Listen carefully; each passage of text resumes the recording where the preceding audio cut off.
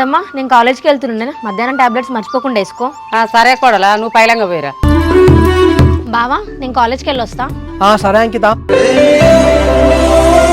ఏందని వేసి ఫోన్ చేయకు మెసేజ్ చేయకని చెప్పినావు కదా, మళ్ళీ ఎందుకు చేస్తాను?